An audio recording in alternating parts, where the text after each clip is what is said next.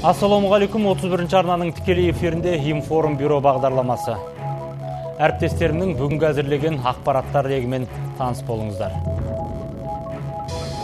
Алматының әкімі Ахметжан Есімовті жекпе-жекке шақырған кім? Еліміздегі 200 мыңға жуық түлек ұлттық тест тапсыруға жан дүниесімен дайын ба? Психологтар ата-анаға қандай кеңес береді? Метроның дүрсілі үйді жарға құлатса, бір шаңырақтың тағдырына кім жауап береді? Ақтөбе әуежайына шұғыл қонған ұшақтың жолаушысы неден қайтыс болды? Осы және өзге де жаңалықтар алдағы жарты сағатта. МММ 2011 қаржы пирамидасының қазақстандық мүшесі журналист Абат Нағмет Ахметжан Есімовті жекпе-жекке шақырды. Қала әкімі ұйымның жұмысын еш дәйексіз қаралады деген журналист, егер Есімов заңсыздықтар жайында мәселе қозғағысы келсе, ұлттық арналардың біріне менімен ашық дебатқа шықсын деп қарсыласын пікірталасқа шақырып отыр. Естеріңізде болса, Алматы қаласының әкімі өткен аптада қаржы полициясына Сергей Мавроди құрған қаржы ұйымының жұмысын кез келген жолмен тоқтатуды тапсырған еді.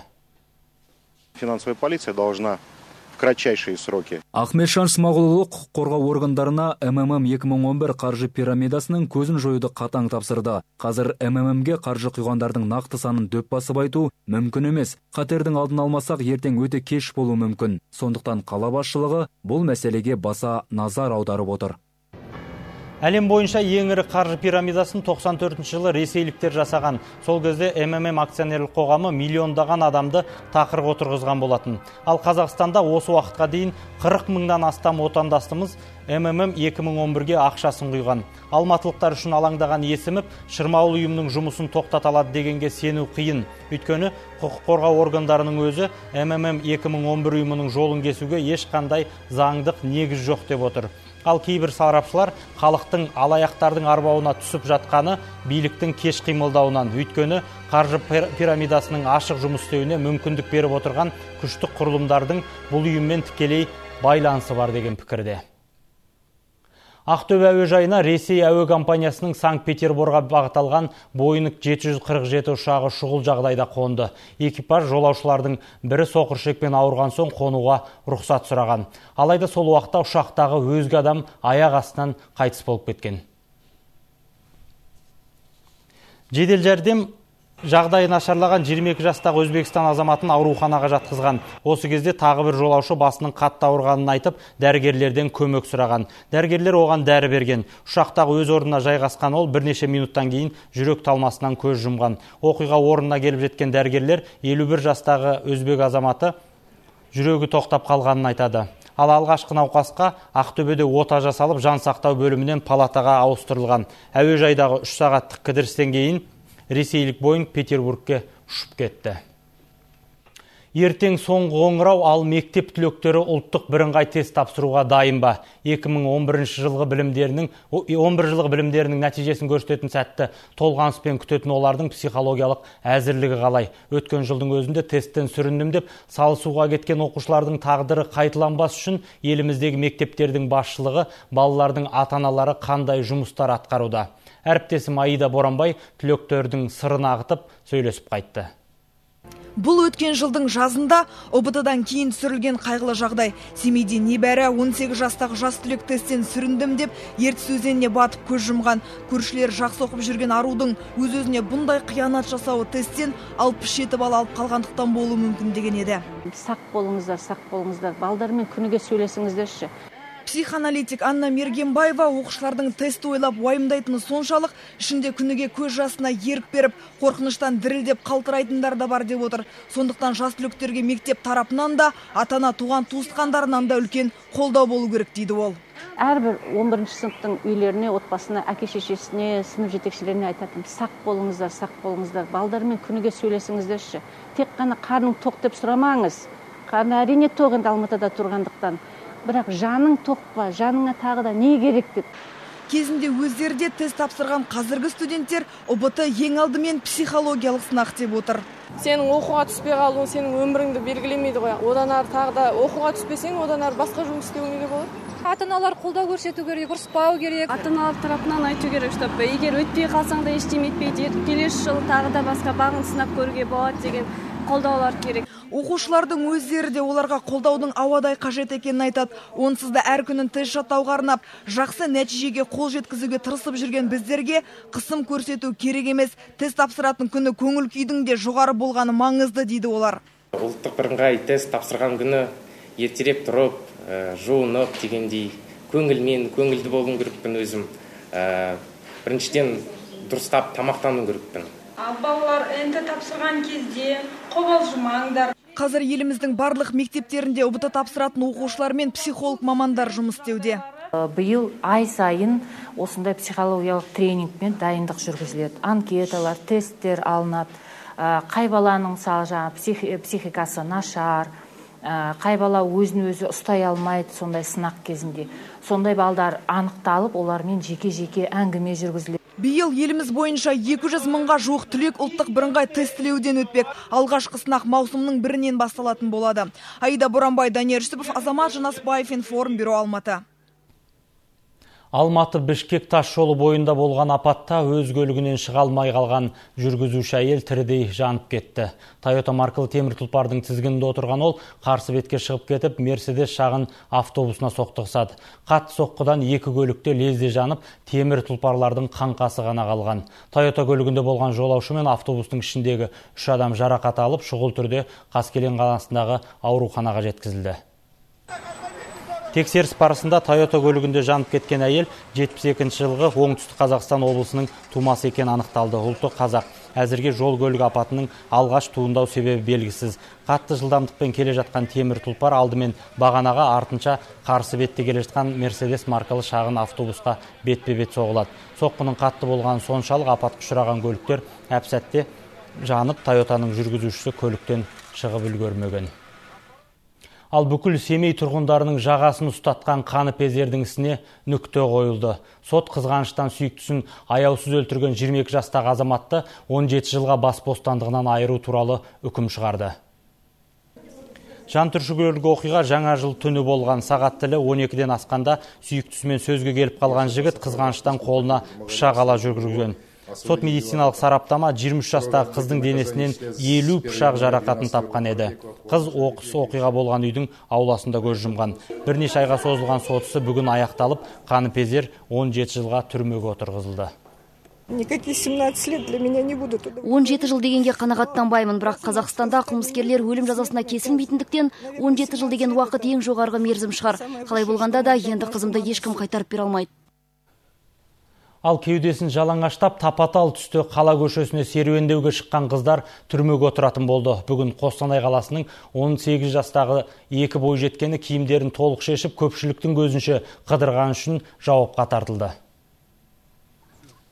Ғаламторда жұлдыз атанып үлгерген арулардың кім екенін білу үшін Қостанайдың тәртіп сақшылары арнайы тексерісте жүргізіпті. 18 жастағы екі бойжеткеннің есімі Майя мен Арина.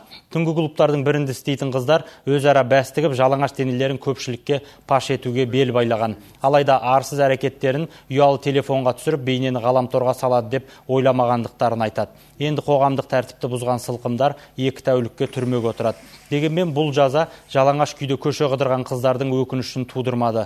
Керісінше Майя мен Арина енді бүкіл құрбыларымен жалаңаштанып, қаланың орталық көшелерінен өтеміз деп отыр. Мұндай жағдайда полиция аруларға деген жаза әлдеқайда күрделі болатынын айтады. Ондай жағдай болған күнде барлық қыздар сөзсіз әкімшілік жауапқа тартылады. Ал осы жолғы 2 қызда қосымша 15 күнге жабылады. Ал Алматы облысының тұрғындарын шетелдік алаяқтар арбап жатыр.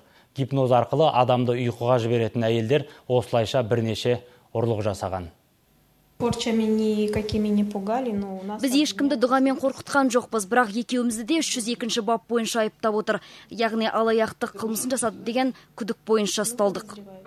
Гипноз әдісін жетік меңгерген 2 азаматша Өзбекстан тұрғындары болып шықты. Тексеріс барысында күдіктілердің Қазақстанда жүруге рұқсат беретін құжаттарының мерзімі өткен анықталды. Айтуларынша Сарқанға жергілікті сауда саласын бақылап, бағдарлауға келген. Ал колледж студенті Евгения Бесебаевадан алаяқтар аудандық прокуратураның ғимаратын көрсетуді өтінген. Жөн сұраған жандарға жол көрсетіп жібермек болған қыз үйіне келіп, белгісіз әйелдерге қалай барлық әшекей бұйымдарын алып шыққанын әлі күнге түсінбейді.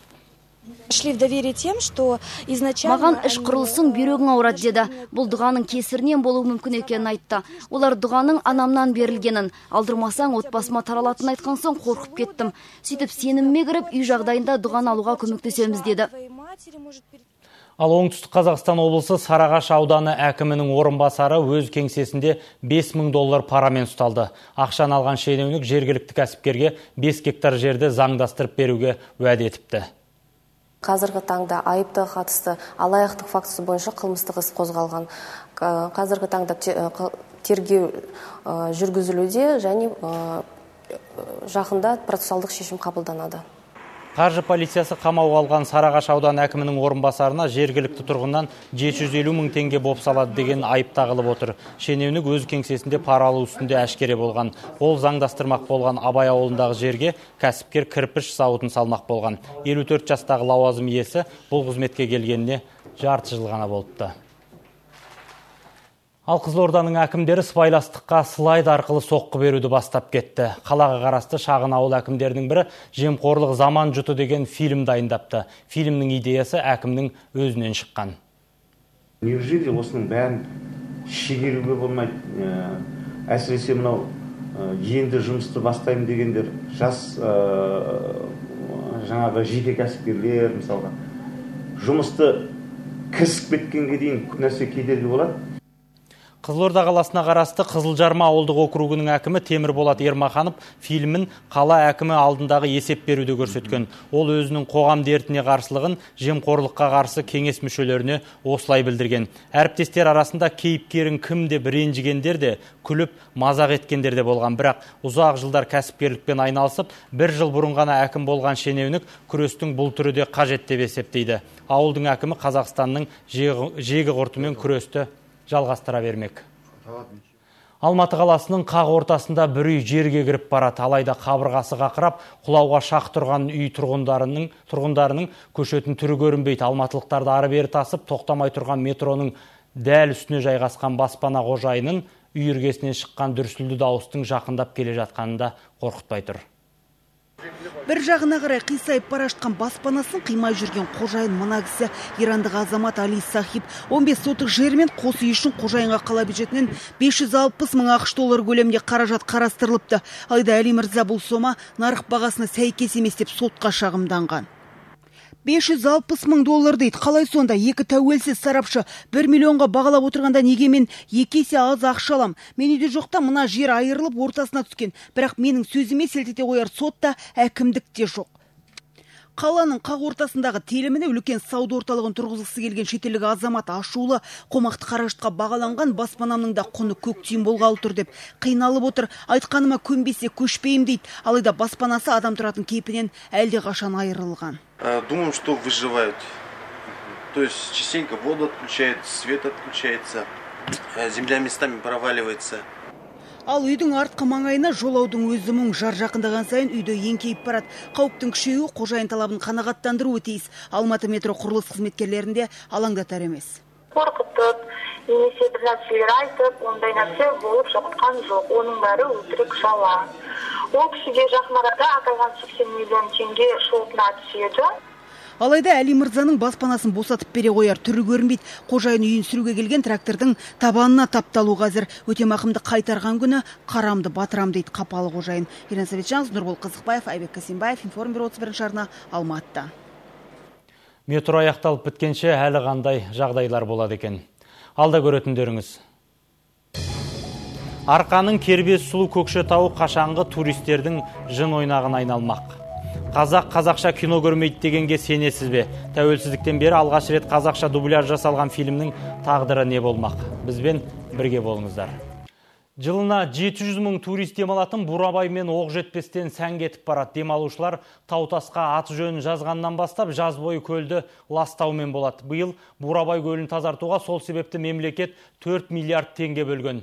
Әріптестеріміз кербез сұлу Көкшетаудың бүгінгі кейпімен танысып қайтқан еді. Қазір Бурабайда жолдағы жолақтар боялып қойылған қоқыс жәшіктері де көбейген. Одан өзгесі бәз баяғы қалпында. Ағылшынша бірде-бір сөз жазылмаған ескертпе қағаздар да ауыстырылмапты. Соған қарағанда биылда Бурабай тек жақын шетелдік туристерді ғана тосқандай. Бір өкініштісі сол туристердің көпшілігі тастарға аттарын жазбай кетпейді. Демалу маусымының алдында олардың барлығы сырланады, бірақ тасқа сурет салып жазатындар айлын жияр емес. Вот такие оставленные надписи. Мұндай жазуларды әсіресе жаз кезінде жиі кездестіреміз. Инспекторлар арнайы бақылауда жүргізеді. Егер тәртіп бұзушылар жазып жатқан жерінде қолға түссе, айыппұл салынады. Мамырдың соңында Бурабай өлкесі ерекше таза көрінеді. Өйткені әлі туристер көп келе қоймаған. Ал маусым, шілде, тамыз айларында мұнда ине шаншыр жері болмайды. Нагрузка на территорию очень большая. Шынымен де Бурабайға келуші туристер жетерлік, ал ең басты санитарлық проблема әлде шешім тапқан жоқ. Өз күшімізбен курорттық аймақта тазалағымыз-ақ келеді, алайда әлі де болса оң нәтиже жоқ. Надо вообще обследовать рекреационный возможности. Щучье Бурабай курорттық аймақ бағдарламасының барлық бағыттарын іске асыру керек, бірақ табиғатқа еш нұқсан келмеуі тиіс. Бұл іске Бурабай маңындағы Қотыркөлде тартылуы қажет. Сонда Бурабай тек саяхат жасайтын орынға айналады. Жазғы маусымға дайындықты тұрғындар бастағанымен жергілікті билік өкілдері асығар емес. Себебі әлі күнге поселоктың ең негізгі көшесі лайықты кейіпке келтірілмей тұр.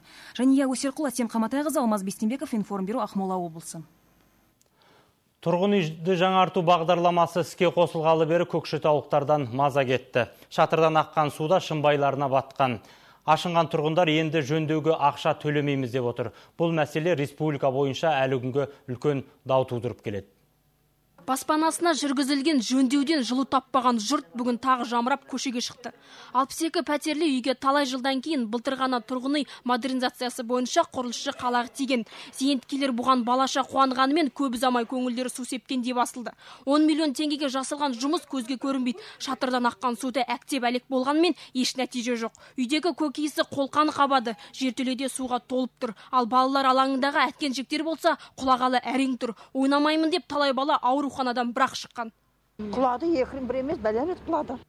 Модернизациямен жасалған мардымсыз істің тағы бір көрінісі.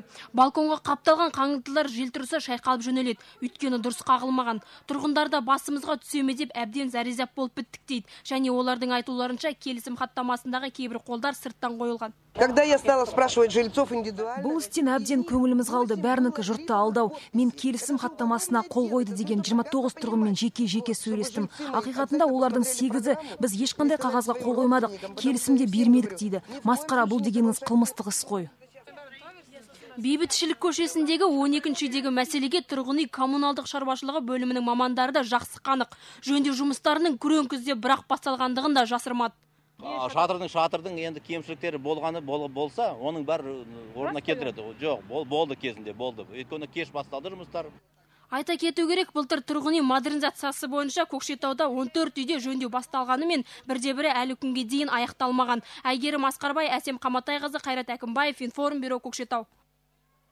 Қазақстанда контрафактылы өнімдерді түбегейлі жоюға қолданыстағы заңнамалар кедергі. Соның салдарынан өзген айтпағанда көшеде еш құжатсыз пираттық өнім сатып тұрғандарды прокурордың рұқсатынсыз тексере алмайсыз. Бұл туралы Әділет департаментінің өкілдері авторлық құқық иелерімен кездесуінде мәлімдеді. Енді қазір заңда кішкене бізге де қол байланысты болып отыр заңда.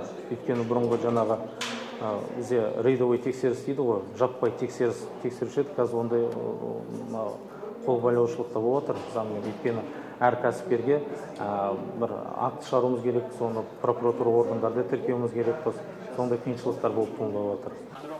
Департаменттің зияткерлік меншік құқығы бөлімінің мамандары жыл басынан бері 36 мыңға жуық пираттық өнім тәркіленіп, 15 тұлғаны әкімшілік жауапқа тартқанын айтады. Оларға 1 миллион теңге көлемінде айыппұл салынған. Алайда мамандар заңды өрескел бұзғандарды қылмыстық жауапқа тарта алмаймыз дейді. Бірақ өткен жылдармен салыстырғанда авторлық құқықтық бұзу төмендеген. Әр бұрышта контрафактылы өнімдер сатылып жатқанына қарамастан, шенеуніктер қазір көше бойларында пираттық өнімдерді сатушылар жоқтың қасы дейді.